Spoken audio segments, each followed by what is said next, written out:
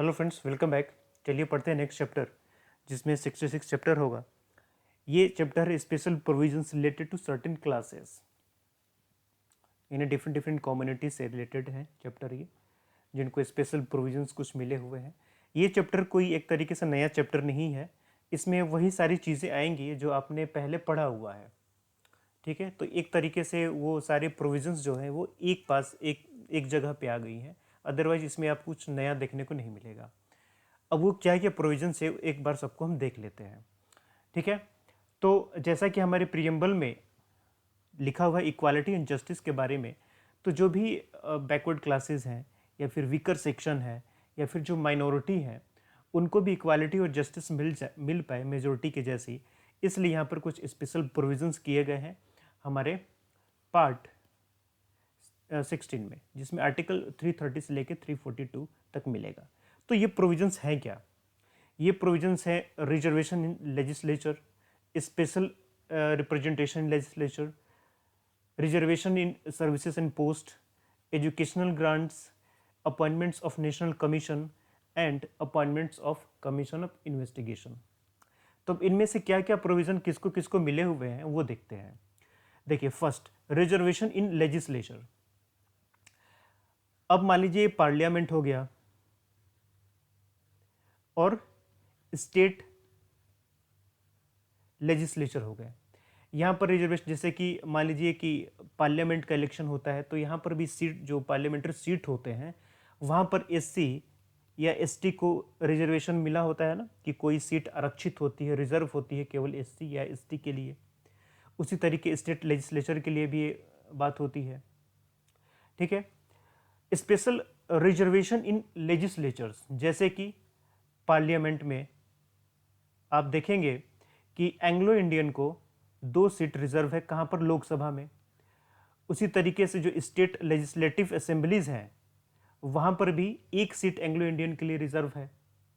ठीक है, वैसे ये प्रोविज़न अभी ख़त्म कर दिया गया है, आपको पता होगा। तो एंग्लो इंडियन का जो रिजर्वेशन होता था लोकसभा में और स्टेट लेजिस्लेटिव असेंबली में, इसको ख़त्म कर दिया गया है। Now third, reservation in service and post. तो सर्विस वगैरह में रिजर्वेशन होता था ना, हमारे आर्टिकल 16(4) और 16(4)A, ये अब प्रमोशन में भी रिजर्वेशन होगा एससी एसटी का। ठीक है, और बाकी 16 में है ना, एम्प्लॉयमेंट इन पब्लिक सर्विस, तो यहाँ पर ये आर्टिकल है इसके लिए। एजुकेशनल ग्रांट्स की बात करें तो एजुकेशनल ग्रांट्स आप आर्टिकल 30 देखिए फंडामेंटल राइट का, जिसमें जो माइनॉरिटी एजुकेशनल इंस्टीट्यूशंस होती हैं उनको ग्रांट्स वगैरह मिलता है। ठीक है, या फिर आर्टिकल, ये आपको जो रिलीजियस आर्टिकल है, आर्टिकल नंबर 28, एक आर्टिकल नंबर 28 भी है। यहाँ पर जो रिलीजियस इंस्टीट्यूशंस होते हैं इनको भी ग्रांट्स मिलते हैं, रिलीजियस एजुकेशनल इंस्टीट्यूशंस होते हैं। और आर्टिकल 30 में आपको माइनॉरिटी वाले एजुकेशनल इंस्टीट्यूशंस आएंगे जिसको ग्रांट मिलता है। फिफ्थ देखिए, अपॉइंटमेंट ऑफ नेशनल कमीशंस, है ना। नेशनल कमीशन ऑफ एससी है, नेशनल कमीशन ऑफ एसटी है, नेशनल कमीशन ऑफ माइनॉरिटी है, national commission of backward class है। ठीक है, सबके बारे में हम पढ़ चुके हैं कॉन्स्टिट्यूशनल बॉडीज में। Appointment of commission for investigation. अब यहाँ पर प्रेसिडेंट के पास ये पावर है कि अब ये जो माइनॉरिटीज़ वगैरह हैं, एससी एसटी हैं, बैकवर्ड क्लास है, इनकी स्थिति में सुधार है या नहीं, इसको रिव्यू करने के लिए यहाँ पर पावर होता है प्रेसिडेंट के पास कि वो इस तरीके का कोई कमीशन अपॉइंट कर सकते हैं। ठीक है, तो ये सारी चीज़ें वही है ना कि जो हम पहले पढ़ चुके हैं, बस एक चीज़ें यहाँ पर एक साथ आ गई है। देखिए, सारी चीज़ें वही हैं, आपको दिखाता हूँ मैं कि स्पेसिफिकेशन ऑफ क्लासेस,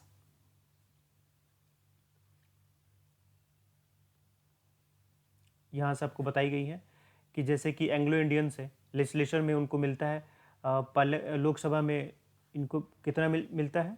2 सीट। वहीं स्टेट लेजिस्लेचर होता है, वहाँ पर इनको मिलता है स्टेट लेजिस्लेचर में 1 सीट। ठीक है, वहीं लोकसभा या स्टेट लेजिस्लेचर के लिए एससी एसटी के लिए सीट रिजर्व होता है, जो पार्लियामेंट्री इलेक्शंस या असेंबली के इलेक्शंस होते हैं। एससी एसटी के लिए व्यवस्था है पोस्ट में भी, आर्टिकल 16 मैंने बात की। इंट्री लेवल पर भी आर्टिकल 16(4)A, अब प्रमोशन में भी इनका रिजर्वेशन हो गया है। ठीक है, एंग्लो इंडियन के लिए एजुकेशनल ग्रांट्स वगैरह दिए जाते थे जो 1960 तक चले थे। 1960 के बाद इनके लिए एजुकेशनल ग्रांट्स की व्यवस्था नहीं है।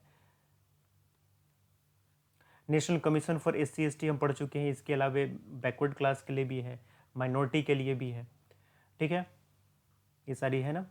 SC के लिए हमने आर्टिकल 338 देखा था कॉन्स्टिट्यूशनल बॉडीज़ में, ST के लिए हमने देखा था 338A, ये भी कॉन्स्टिट्यूशनल बॉडीज़ में। अब बैकवर्ड क्लास के लिए भी नया बन गया है, ये भी कॉन्स्टिट्यूशनल बॉडी हो गई है, ओके। उसी तरीके से आप देखेंगे कि शेड्यूल ट्राइब के वेलफेयर के लिए शेड्यूल 5